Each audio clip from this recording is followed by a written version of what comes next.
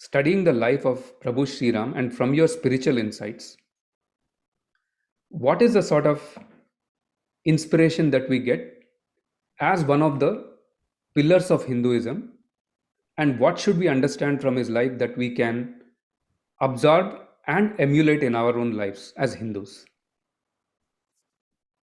The most important question anyone can ask. So, Adanya Sumanji, I thank you for asking this fundamental question.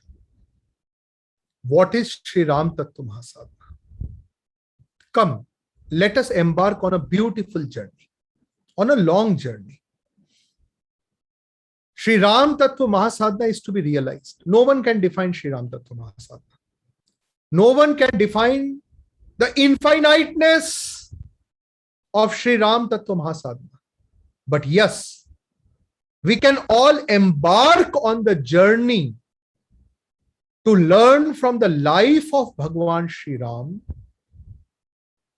to learn the life lessons from the life of Bhagwan Sri Ram, to understand Sri Ram Tattva Mahasadhana, to be a true Sri Ram Tattva Mahasadhak. What is Sri Ram Tattva Mahasadhana? Why it is so important? Why is the construction of Sri Ram Janmabhoomi Mandir in Ayodhya a true harbinger of joy, celebration, prosperity, empowerment, and enlightenment for the entire mankind? Why is it so important? Let me first give you the very basic and fundamental definition of Sri Ram Tattva Mahasadhana. Tattva means essence. Sadhana means that which is put into practice. Bhagwan Sri Ram is the supreme form of Godhead that shows us the path towards welfare of all. Sri Ram Tattva Mahasadhana is essentially to empower oneself selflessly so that we can share our empowerment with everyone to ensure welfare, empowerment, and enlightenment of everyone. To empower oneself. To empower oneself so that we can share our empowerment with everyone who is marginalized, disenfranchised, living in a backward region, anyone who is socio-economically a bit disadvantaged, to humbly offer our empowerment, our own empowerment, to empower others, so that everyone is empowered, is Sri Ram Tattva Mahasadhana. Let us learn this from the life of Bhagwan Sri Ram himself. As we all know, Bhagwan Sri Ram incarnated himself in the household of Maharaja Dashrath, a great Chakravarti Samrat.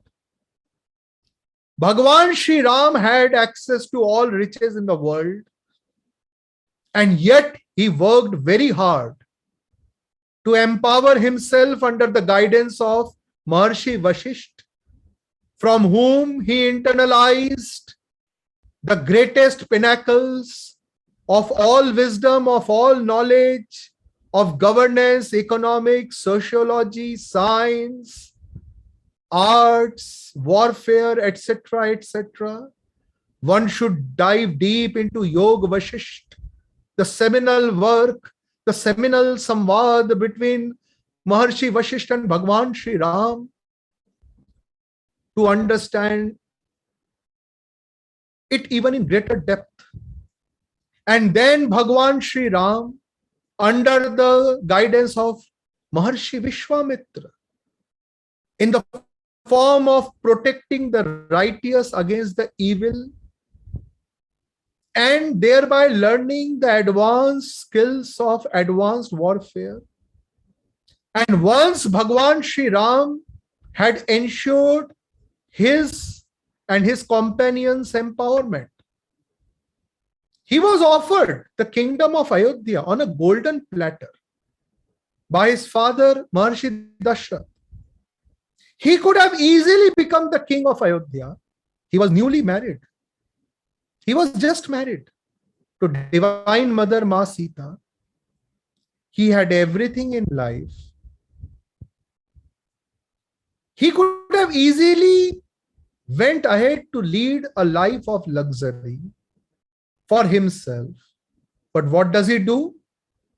He realizes that till every single human being is not righteous and empowered, till the weak is not protected, till the marginalized is not brought into the mainstream of national economy, is provided with basic security and means to welfare, till a welfare state is established and all anti-humanitarian forces eradicated,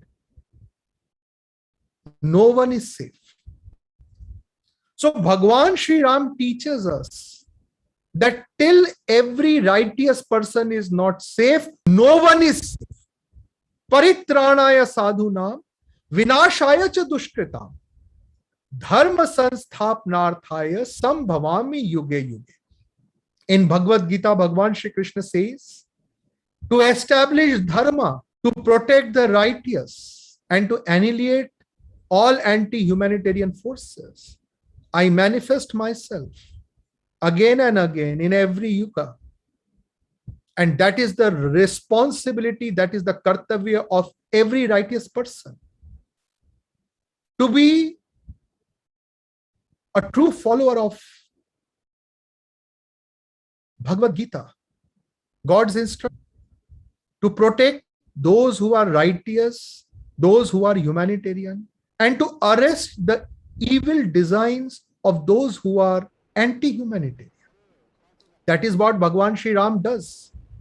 Bhagwan Sri Ram realizes that till the entire Hindu society, that till the entire class of righteous people, humanitarian forces are not united, the evil will grow, propagate, prosper, get empowered. So first you need to accomplish Sangathan Mahasadhana at a local level, at a regional level, at a national level, at a global level. Let all well-meaning, righteous humanitarian forces come together for the welfare of entire humanity. That is Sangathan Mahasadhana. Bhagwan Sri Ram embarks on a Padyatra, on a Mahayagya of spiritual humanitarianism, walking by foot from North India to South India, from Ayodhya to Sri Lanka. And on the way, he empowers the Kevat, he empowers the working force, he empowers the entrepreneurs, he empowers the innovators, he empowers the spirit of innovation of the nation. He works for woman empowerment by empowering the marginalized Mahashabri living in some backward region, in some forest. He empowers Ma Ahilya. He restores the supreme dignity of every woman. And then he dedicates his life to empowering the weakest of the weak, to the most marginalized section of that era's Bharat, the Vanar Samaj. It is said that the Vanar were so weak, so disorganized, that the Rakshasas, the evil forces, used to eat them up. Bhagwan Sri Ram lives among them, unites them, empowers them, to the extent that Vanars like Hanuman become extremely empowered. And now they are revered as Bhagwan Hanuman, Ram se bada Ram na. Bhagwan Sri Ram always strived to empower the weakest of the weak to such an extent that he becomes even more empowered than Ram himself. That was his supreme divine intent. And once he had ensured the holistic unity, empowerment, strategic preparedness of entire righteous forces of Bharata, he preemptively strikes at the heart of the evil.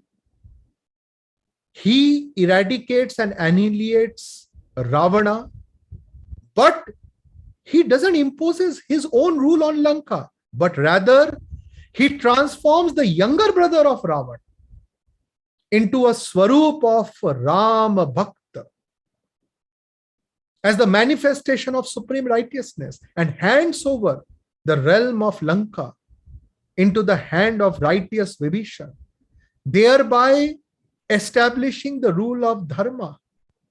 He comes back to Ayodhya and creates the gold standard of good governance and spiritual humanitarianism.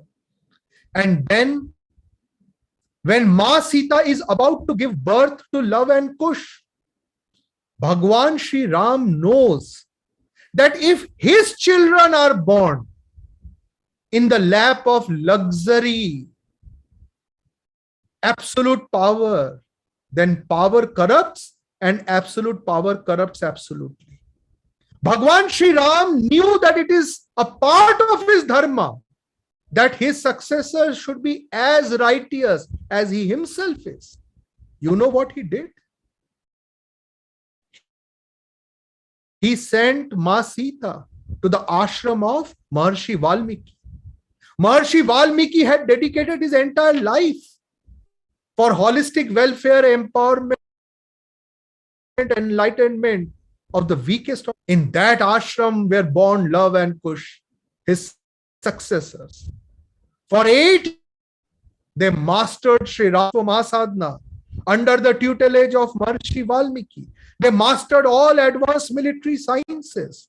They proved their merit on battlefield by defeating the army of Bhagwan Sri Ram himself when Bhagwan Sri Ram was doing Ashwamedha Yajna. Having proven their merit, they reunited with Bhagwan Sri Ram and continued his sadhana, while Divine Mother Ma Sita dedicated herself to the welfare of the planet Earth. This life of absolute dedication for everyone else, this life of absolute surrender for the holistic welfare, holistic empowerment, and holistic enlightenment of entire human civilization, of everything that is living and non-living and beyond, for the welfare of the earth and the ocean and the air and the space, Antariksha, is Sri Ram Tattva Mahasadhana. So essentially, Sri Ram Tattva Mahasadhana is to empower oneself, to selflessly empower others. And this is the spirit diet in every human being over next 20 years to build a divine welfare world where welfare of everyone is realized. Om Namah Shivaya.